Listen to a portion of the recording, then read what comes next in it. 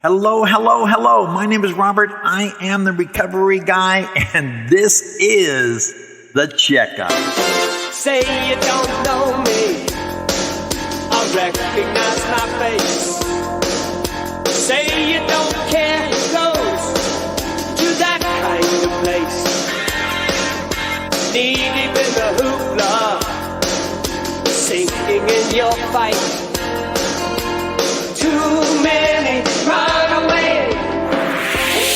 Thank you so much. I am glad that you have decided to join us for the Checkup on Fridays, and we are always encouraged to bring you relevant content that stays moving and helps keep you encouraged as it encourages us with this recovery movement where we can go from broken to whole and use our experience, strength, and hope to help elevate each other to that position where we are experiencing life in a refreshing way, regardless of how long we have been at it. One of the greatest challenges regarding any relationship, whether that is the relationship of self, the relationship we have with God, the relationship we have with significant others in our life, is to keep it fresh, keep it real, keep it relevant, regardless of how long we have been at it, to never let it grow stale, to always have a place for the water to flow so new water can flow in as the older water leaves and goes on to wherever that goes, but to keep it fresh, to keep it real, to always keep it before us.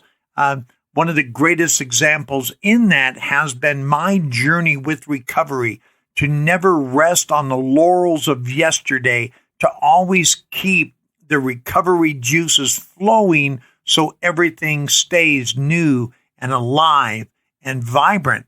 Even with my marriage to Laura and I will, on May 27th of this year, we will have 31 years of a vibrant marriage where it's always been growing and always learning and always exciting. And if you know our marriage or follow us on Facebook or see some of the things that I post on Instagram, we're always doing something new while still cherishing the things that we have been percolating on and encouraging and growing and going in over the years. But to keep it fresh, to keep it real. And one of the things that I've really come across, and it has been encouraging me, is in the area of mindfulness.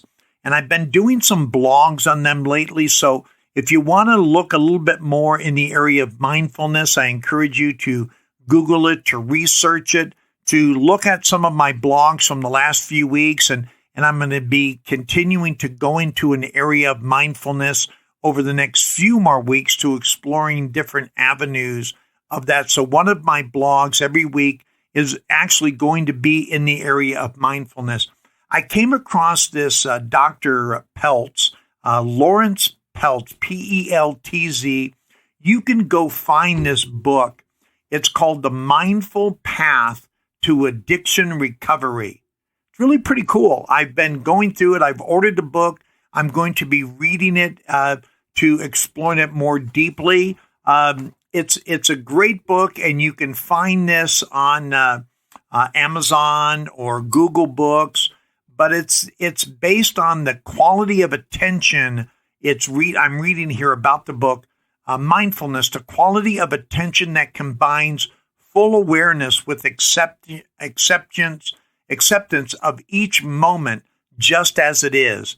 It's gaining a broad acceptance about our life. And the author states that at the heart of addiction is the fear of painful and emotional stress. And boy, isn't that the truth? So this book explores working with the body on cravings and urges, and then working with feelings and emotions, and working with mind states. And it is pretty effective, pretty good stuff. You might want to go check that out. Again, Dr. Lawrence Peltz, just on mindfulness. So what is mindfulness? And today's podcast topic is simply on the mindful path to addiction recovery. Mindful path to addiction recovery. And it's interestingly enough that we, in our addictive state, we pretty much lost our mind. You know, some of us a little bit more than others as we went into the area of psychedelics and other mind-altering and bending substances that really gave us an altered state of reality. It was not reality. It was so altered. It was opposed to anything that reality would indicate in our life. So, but what is mindfulness, right? And drawing on my friends at dictionary.com, mindfulness is a technique in which one focuses one's full attention only on the present. Interesting. It's a technique where we pay full attention only on the present, experiencing thoughts, feelings, and sensations, but not judging them. So for this purpose, I think it's important to probably have a little bit of recovery under your belt. One of the things that my dear friend and sponsor, he laughs because I don't call him nearly as much, but Slow Will, who I've known for my entire 34-year journey, he talks about, we're in the big book and the 12 steps about clearing away the wreckage of our past. And in that 10th step where we continued to take a personal inventory and when we were wrong, we would promptly admit it. And that is clearing away the wreckage of our present, right? We have to clear away the wreckage of our past as we do in our inventory steps, as we clear away that old garbage where we do that fearless and searching that moral inventory, right? And then in steps 5, step 6, and step 7, we get rid of that garbage through that step 5 sharing of those things with our sponsor and with God.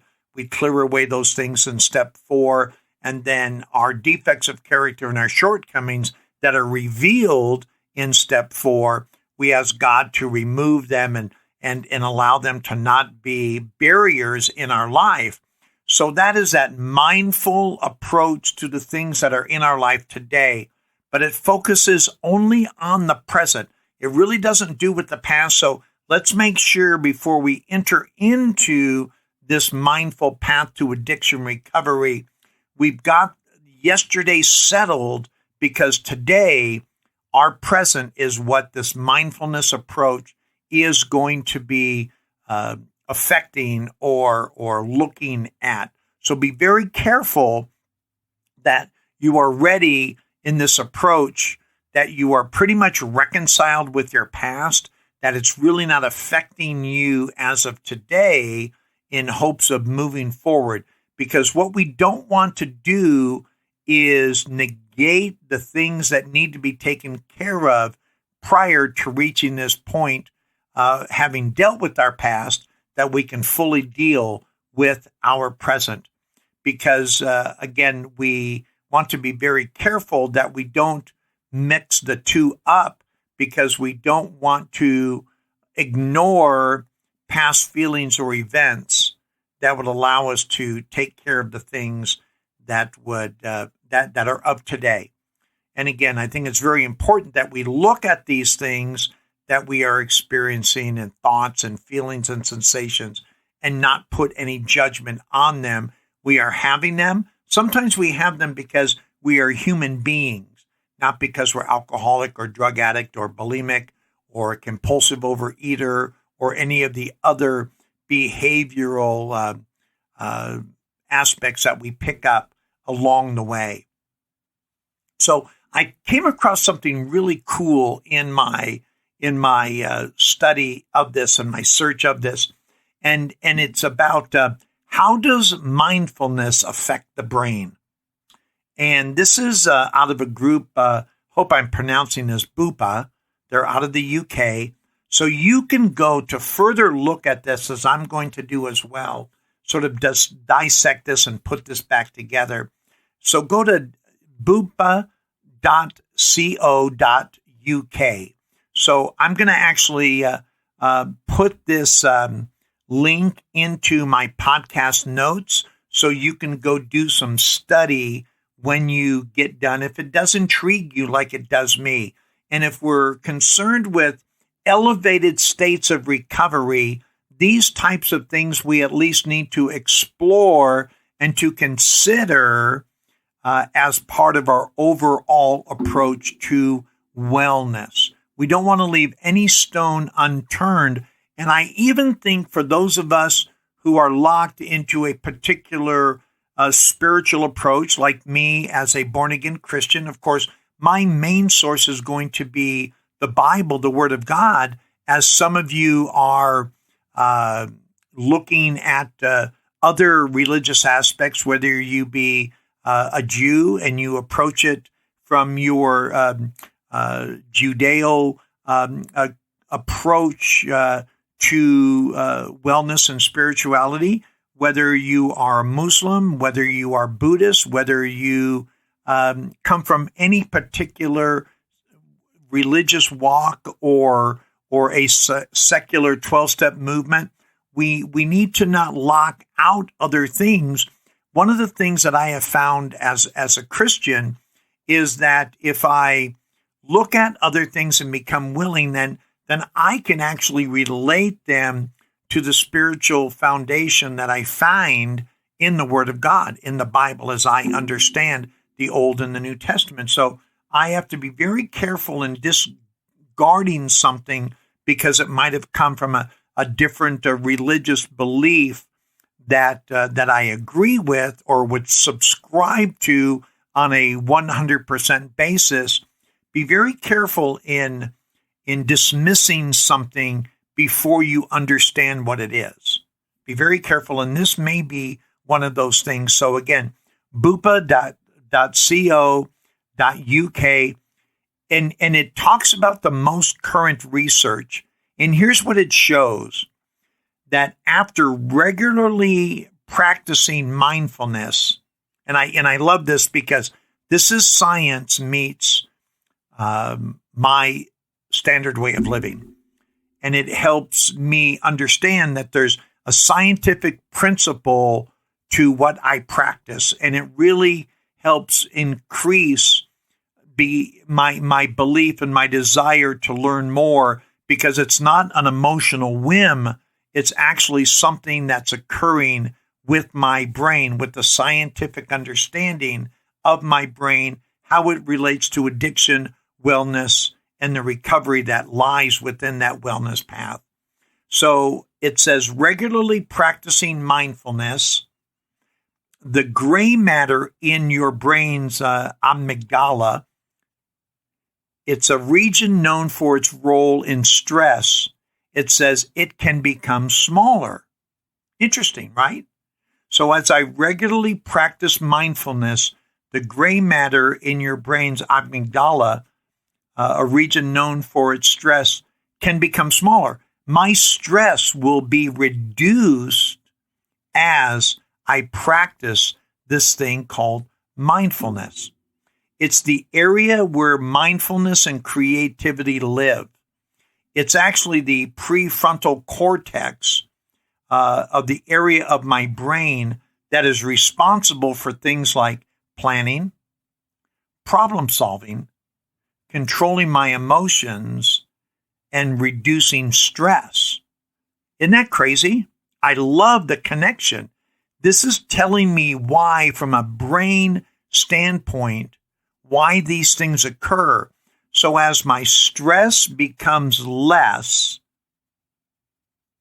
and my areas like planning, problem solving, controlling my emotions, and reducing my stress can now come more to the forefront.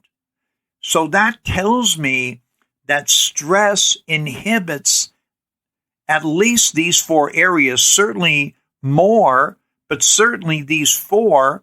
So my stress needs to be reduced so I can become a better planner, a better problem solver, areas of controlling my emotion, and stress reduction, as it previously stated. I don't want to add a characteristic of the definition, but I do need to reduce that area of stress. And I do this by practicing mindfulness. So that's where maybe going back to Dr. Peltz and looking at that book that he had written on practicing these areas and the mindfulness approach to addiction and recovery can really be a benefit, right? So I need to consider mindfulness, as it does in dictionary.com, a technique, something that I would practice to reduce that level of stress. Tom Hopkins, one of the greatest sales trainer of all time, talked about practice, drill, and rehearse, how I need to daily try these techniques and these strategies and apply them into my life, because they're not one-time fixes. There's something that I continue to learn and practice along the way. One of the things in the wellness approach and the whole thing that Dr. Covey talks about in 7 Habits, right? The 7 Habits of Highly Effective People. Well, how does something become a habit? Well, we do know that practicing things over consistently, because as Tom Hopkins would say, practice doesn't make perfect, but perfect practice makes perfect. And I know that I need to do them over a considerable calendar of time. 21 days is the agreed upon time that I need to be practicing something for it to become a habit. So I need to take a mindfulness technique and over a window of 21 days, 30 days, whatever window you agree with, and to perfectly practice them for them to become a mindful technique or something that is embedded in my psyche. And as I do that, as bupa.co.uk indicates, the gray matter in my brain's amygdala that reduces my stress. Isn't that crazy? That gray matter that produces stress becomes smaller, which then opens up area of my frontal cortex where I can be a better planner, be a better problem solver, and then it will even control my emotions, which once again leads to reducing my stress. Isn't that crazy? Don't you just love how all of the dots, when fully connected, they form this better picture of me that allows me to be more of a productive person? And how true and necessary is this in our approach to a recovered life? Because when I'm out there in my addiction, in my behavior abnormal approach to living, and those abnormalities, right, with my behavior, and that is mostly brought on to my addiction with substances. But even after, right, even after we get clean and sober, or for those where alcohol or drugs was never a problem, you can more fully attest to this, we still have behavior that needs to be changed, right? Addiction doesn't necessarily bring on compulsive overeating. We can become compulsive overeaters and bulimic without ever having drank or used. We know this to be true because so many people that I met along the way in Gamblers Anonymous, they didn't have an alcohol or drug problem. They just had this compulsion that was brought on by areas of stress that they felt that gambling could reduce that. But we know that those types of behavior only increase it over time, right?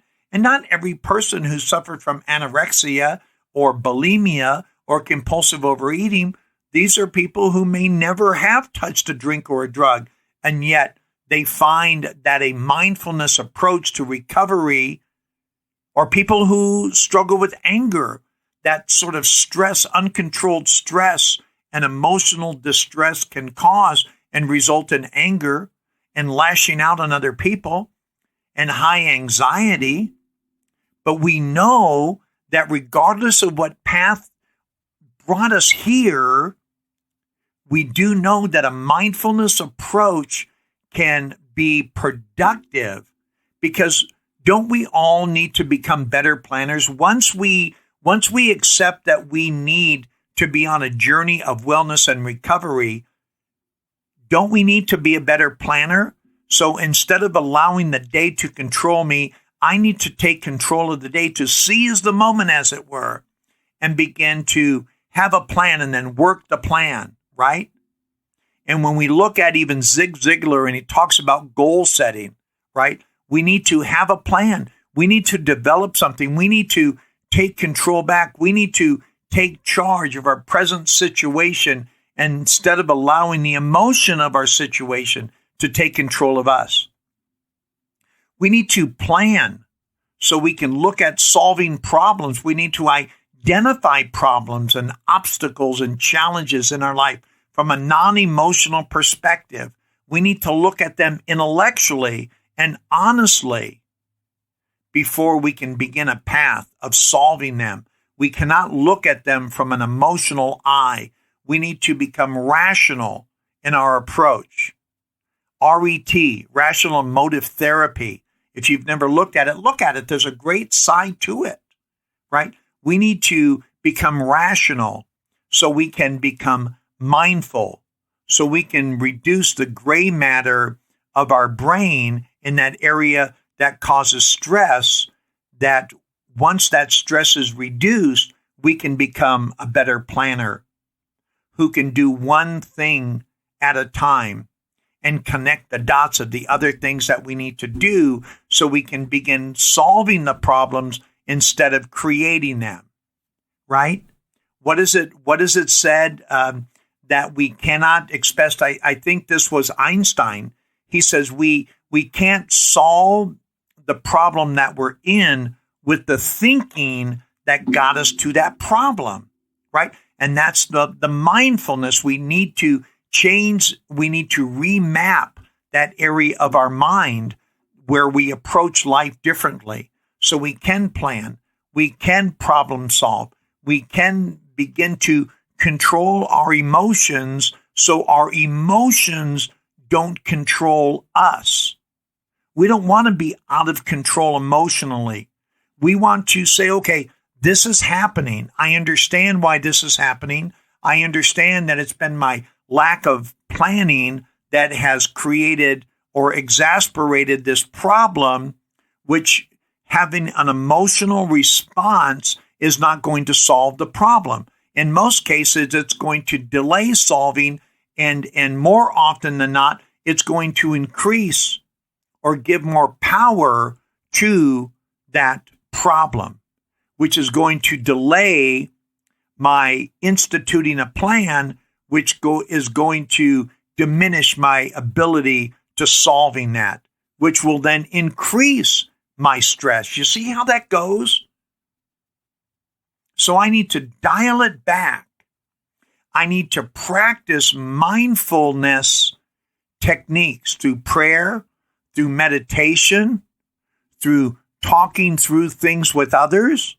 You know, if we need to go get therapeutic help, go get the help. There's nothing wrong. Matter of fact, I recommend it. It is so helpful to sort things out with someone else. Sometimes it's better if they have initials after their name. There's some people who are highly trained, who are very therapeutic and very empathetic. Don't worry about if they've never been a drug addict or an alcoholic or they've experienced the same thing. That's malarkey. That's a lie. There are some highly qualified people who have never walked in our same shoes, and yet They have practiced techniques and strategies. The one common thing that these individuals, these professionals have is they're very steeped in empathy. Just because someone hasn't experienced an exact problem as me, it does not mean they don't understand my problem or my challenge or my obstacle, because they have a point of relation from another area of life that they can extrapolate to what I'm feeling. Because at the end of the day, they understand loss. They understand despair. They understand confusion. They understand destruction. They understand rebuilding. They understand the steps that it needs to take to go from a sense of insanity to a sense of normalcy to a sense of rebuilding. They understand a mindful step and approach to planning, to problem solving, to controlling the emotions that used to control us, that will further reduce the stress in our life so we can become more productive. There's some pretty sensational people out there. You might find them in clergy. You might find them from a religious or spiritual aspect. You might find them from a more clinical or therapeutic approach. You might just find them in a friend who says, you know what? I'll hold your hand. I will listen. I will let you know that we all experience these things. Because so often all we want to know is that we're not alone. All we want to know is that what I'm feeling, other people have felt before. And the miracle begins to take place. But it all starts with having a mindful path to addiction recovery, using a mindfulness mindset where we can begin practicing techniques and strategies that allows us to focus on our thoughts, our feelings, and our sensations without judgment, just understanding that I'm having these and how can I reduce the stress that these types of things bring so I can get to my planning, my problem solving, so I can control my emotions so they don't control me. And therefore, I can become more well as part of this journey of recovery. And I can go from broken to whole, one broken piece at a time, putting it back in place where it belongs. One step at a time, one journey at a time. We did not get sick. We did not get damaged overnight. And we're not going to get well overnight. But I don't need to get well overnight, because wellness, recovery is not a destination. It is a journey that we are on together. And together, we get well. One day I'll share with you a little bit more. I might have done it in a previous podcast. Something I heard from this author and this speaker years ago, Joyce Landorf, in this talk about God and his undying love. Incredible series. Maybe Google it. Joyce Landorf, His Undying Love. Wonderful speaker, very gentle lady, great insight into the very nature of God. And she talked about this thing called God's waiting room. I love it. God's waiting room. And I'm going to have to do a podcast and share on this, because if you can't hear my smile, just know that I'm smiling, because I am often in God's waiting room and I don't mind it at all. It's a wonderful place to be. I don't fight it, and neither should you. But I'll share more on that later. Hey, thank you so much for joining me. Thank you for wanting to take the mindful path to addiction recovery. We can do this. We are doing this one day at a time, one step at a time. Remember, we got sick apart, but we will get well together. My name is Robert, and I am the Recovery Guy. I was trying to do everything